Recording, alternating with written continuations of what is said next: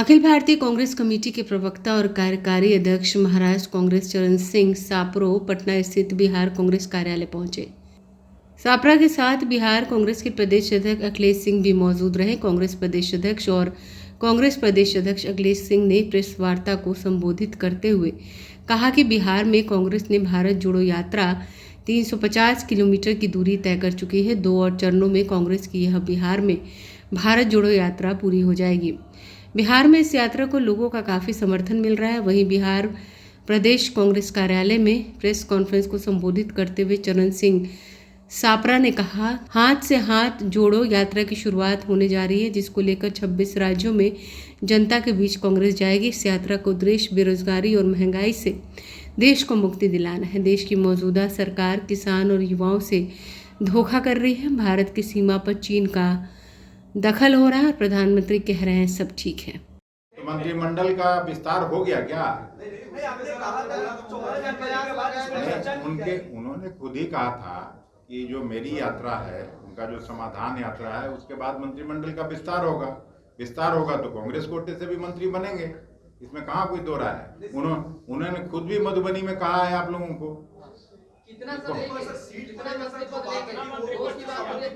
नहीं, हम लोग का 2 बनता है, 2 बनेंगे।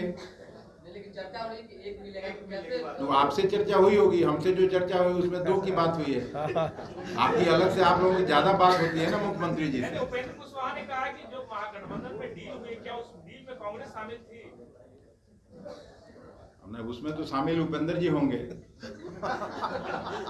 आप देखिए, जो सवाल हम मेरे मुतल्लिक को वही पूछिए ना। तो जो मेरे मुतल्लिक जो क्या डील हुई, तो आपको बताने के लिए डील हम यहाँ बैठे हैं।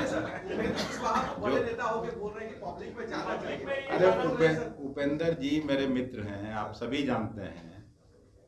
और उपेंद्र जी अभी क्या कुछ बोल रहे हैं, इसका उत्तर तो वही देंगे ना। उसका निश्चित उत्तर आप हमसे कैसे खोजते हैं? तो महागठबंधन के अंदर जदयू और राजद में भी बहुत विवाद चल रहा है। आप महागठबंधन की अच्छी पार्टी है, बड़ी राष्ट्रीय भारतीय जनता पार्टी का लोक जनशक्ति पार्टी से गठबंधन है। उसमें क्या कुछ हुआ है, उसमें क्यों नहीं आप लोग पूछते हैं? आपकी सेहत पर कोई असर नहीं पड़ रहा? मेरी सेहत पर बिल्कुल फर्क नहीं पड़ेगा, और इससे गठबंधन की सेहत पर भी कोई फर्क नहीं पड़ने वाला है। गठबंधन चट्टानी एकता के साथ भारतीय जनता पार्टी को 2024 का चुनाव हराएगी, इतना आप साफ वो तो सर जदयू और राजद के बीच के बयानों से भी दिख रहा है। दोनों तरफ से जिस तरह के बयान आ रहे हैं, तो कांग्रेस में कोई असर नहीं। ये कोई नई बात नहीं है। समाजवादी लोग लड़ते भिड़ते रहते हैं, अपना काम करते हैं। लोकतंत्र जिंदा है। आपको चट्टानी एकता में उपेंद्र कुशवाहा जी लगता है कि कहीं ना कहीं तूफान बन के टकरा रहे हैं? मुझे याद है, उपेंद्र जी नरेंद्र मोदी जी के पहले मंत्रिमंडल के सहयोगी थे, मंत्री थे। एक बार जब उन्होंने छोड़ा था पार्टी, वही खाली बयान आप एक बार देख लीजिए और याद कर लीजिए कि वो फिर वापस जा सकते हैं क्या? उन्होंने जो बयान दिया था कि क्यों छोड़ा उन्होंने राजग गठबंधन की सरकार को, मोदी जी की सरकार को, उनको क्या क्या कोसते हुए उन्होंने छोड़ा था। तो हमको तो आज भी याद है। आपके पास अगर नहीं होगा तो मैं कुछ दिन में दिखा दूंगा वो चिट्ठी।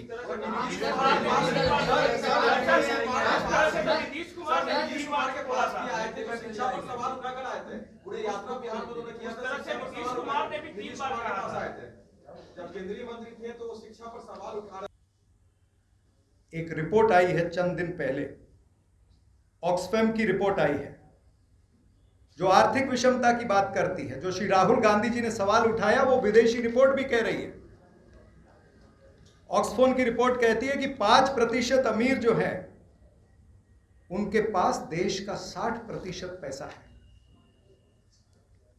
और नीचे के जो 50% लोग हैं, उनके पास देश का मात्र 3% संपत्ति उनके पास में है। और विडंबना यह है कि नीचे के इन 50% लोगों के जीएसटी में हिस्सेदारी जो है वो 64% है, और जो ऊपर के 10% लोग हैं, उनकी जीएसटी में हिस्सेदारी मात्र 3% है। यानी अमीर जो है वो जीएसटी की चोरी करता, वो भी सरकार बर्दाश्त कर रही है, और गरीब जो रोज दही दूध, आटा, चावल खरीदता उसके ऊपर जीएसटी लग रही है, उससे इनकी जीएसटी बढ़ रही है। इस देश के अंदर मोदी सरकार के तहत अमीर और अमीर हो रहा और गरीब और गरीब हो रहा। आपके ध्यान में यह भी लाना चाहूंगा कि कोरोना के तहत देश के 100 बड़े पूंजीपति उन्होंने 13 लाख करोड़ रुपए कमाए और 12 करोड़ नौकरियां जो हैं वो हमारे युवाओं की गई है। महामारी के चलते 84 करोड़ लोगों की आमदनी घट गई, लेकिन धन्ना सेठ जो है उनका 10 लाख करोड़ से अधिक जो है बैंक का कर्ज वो बट्टे खाते में डाल दिया गया है। तो इस तरह से ये मोदी सरकार चल रही है।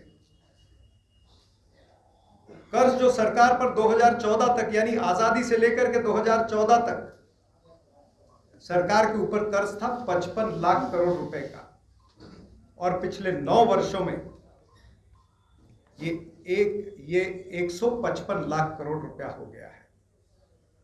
ग्लोबल हंगर इंडेक्स के अंदर 116 देशों में हम 101वें पायदान पर हैं। हम बांग्लादेश, पाकिस्तान और नेपाल से भी नीचे आ गए हैं। तीसरी बात जो मैं करना चाहता था वो किसानों की घटती आमदनी। किसानों की घटती आमदनी का रुख मोड़ो, हाथ से हाथ जोड़ो। आज इस देश के अंदर किसान जो है वो प्रमुख भूमिका हमारे बजट के अंदर और हमारे देश की आर्थिक परिस्थिति है उसके अंदर किसानों का बहुत बड़ा रोल रहता है। एनएसओ का कहना है कि किसानों की जो आमदनी है, जो नरेंद्र मोदी कहते थे कि हम 22 तक दुगनी कर देंगे, वो कम होके 27 रुपए प्रतिदिन हो गई है। और उनकी लागत जो है, क्योंकि जीएसटी लग चुका है, खाद के ऊपर जीएसटी लग चुका है, कीटनाशक के ऊपर जीएसटी लग चुका है, उनके जो यंत्र है किसानों के उनके ऊपर भी 12 से 15% का जीएसटी लग चुका है।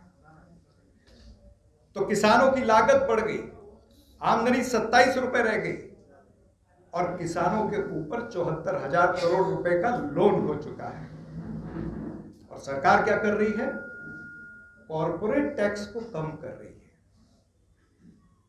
इन्होंने 2 साल पहले जो कॉर्पोरेट टैक्स कम किया, 1,84,000 करोड़ का कॉर्पोरेट टैक्स कम किया, लेकिन किसानों का जो राहुल जी ने और कांग्रेस पार्टी ने डिमांड किया कि किसानों का कर्ज माफी करिए, उस कर्ज माफी को नजरअंदाज किया नरेंद्र मोदी ने। ये डॉक्टर मनमोहन सिंह थे और कांग्रेस पार्टी की सरकार थी, यूपीए की सरकार थी।